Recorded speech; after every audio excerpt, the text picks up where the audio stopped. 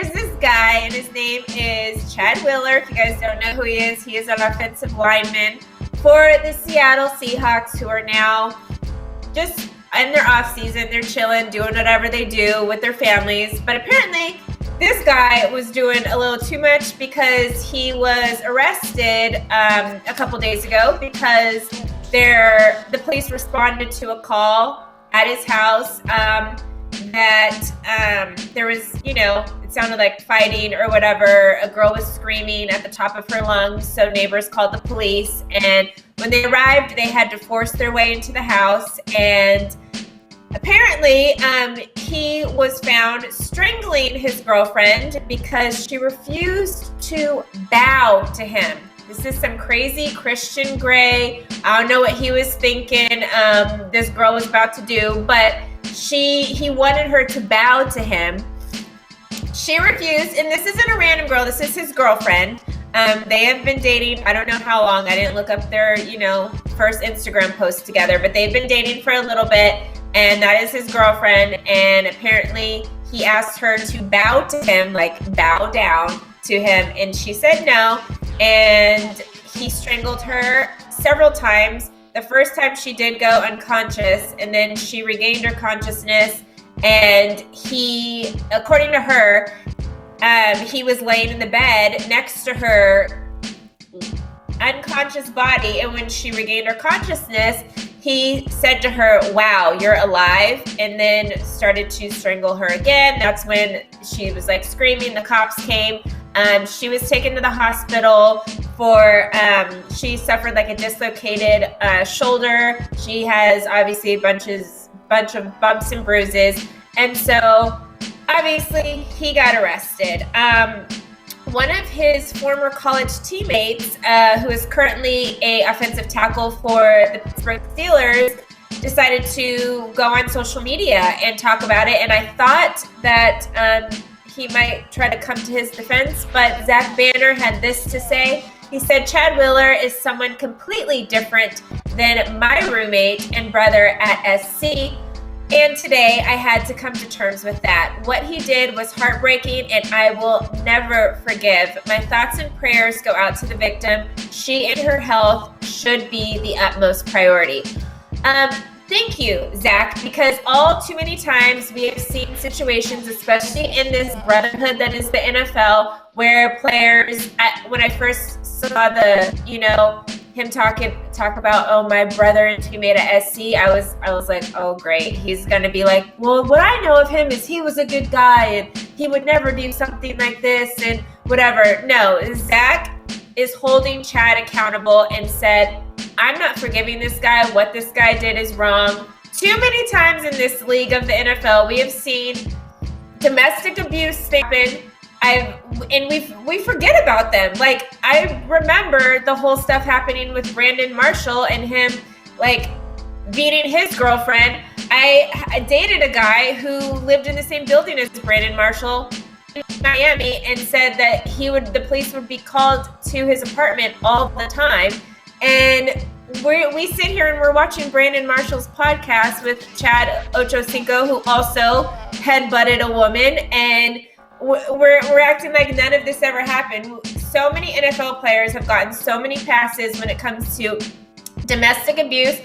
Yes, sometimes there is this sexual or domestic abuse that is not true. It did not happen. I'm not saying that people don't cry wolf when stuff hasn't really happened. But we have stuff that is actual stuff we've seen happen and we know it's happened and people have been arrested and charged and whatever, and then we forget about it. And the number one reason why we forget about it is because the other players just automatically accept their brother back or come to his defense and say, oh, we that's not the guy we know, or what did I actually remember working with the police department in Orange County one time when we were shooting a video for some ad stuff that they were doing, and I saw somebody I had to stop by the office to get some more batteries, and I saw a woman being attacked by a guy in a parking lot. Me and this old lady tried to I ain't going to fight the dude, but we're trying to get the girl to come to us or whatever, and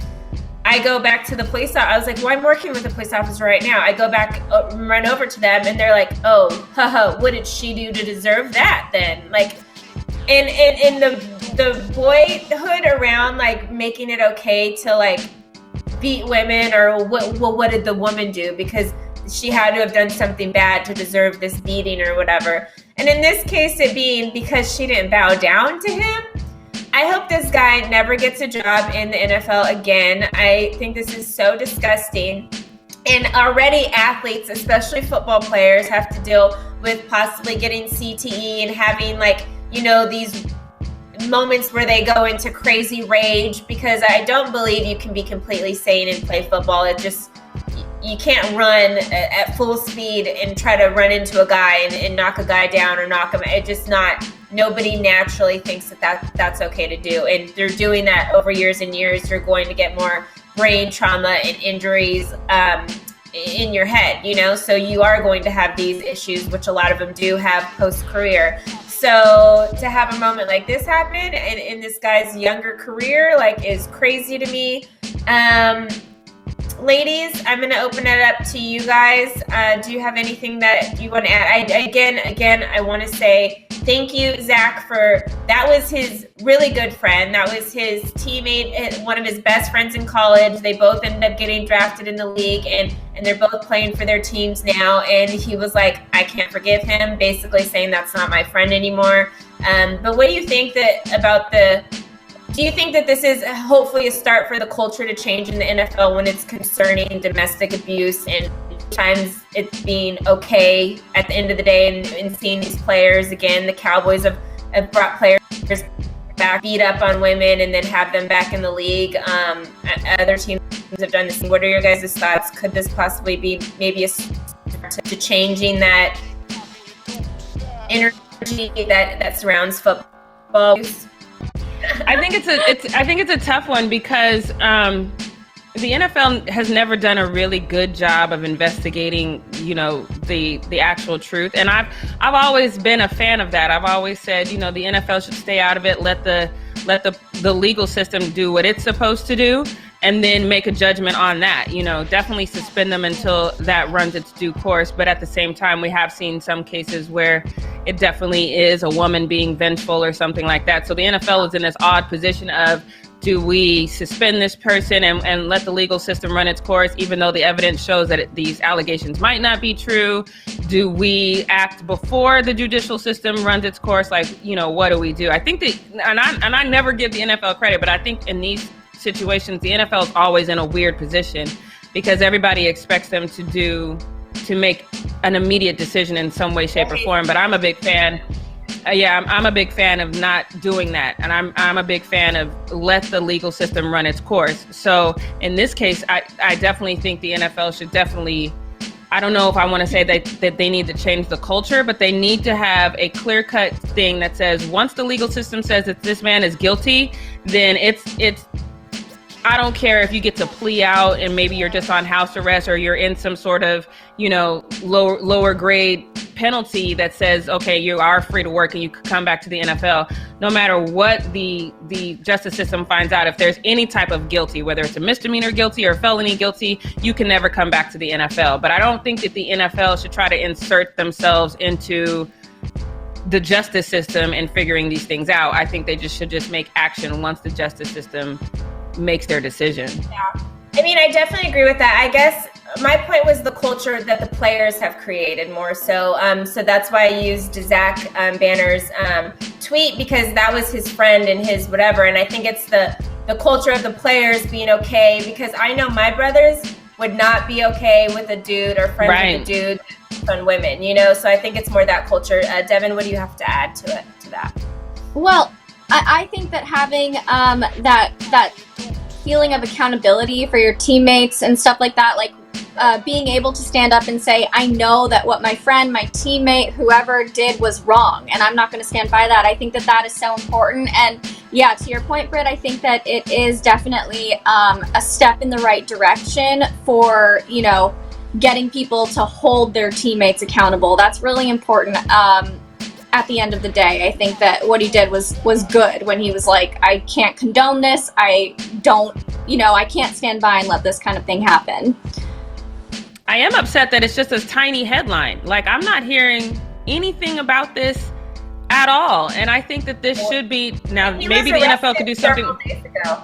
Yeah. Yeah. And I'm just hearing about it today. That I don't think that's acceptable. I think that, okay, yeah, maybe the NFL should be something that the NFL is changing the culture on. Like, if you're involved in this kind of behavior, we're not going to just let the headlines fall by the wayside. We're going to put you on blast, and that now you're going to have to try to circumvent the embarrassment of all that. Not even if you don't play in the NFL again, you're going to have to do that further down in the line. So this should not be a tiny little blurb. This should be major news. Well, Jackie, we could go on and on about this because this is a white player, and we know the example they tried to make with Antonio Brown and with Ray Rice, but it being this white player, same with Big Ben, it being a white player, they're going to try to, have it be as quiet and as silent as possible. That is my personal opinion. I know there's probably a lot of you guys in the chat that are going to disagree, but proof's in the pudding. It's the truth, though. Player, we're not hearing anything about it.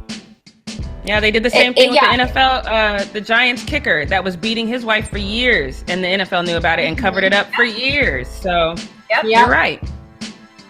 I feel like there's no way to logically deny that kind of thing. I know people will try their best, but if this was a black athlete, it would be a completely different story. It would be headline news.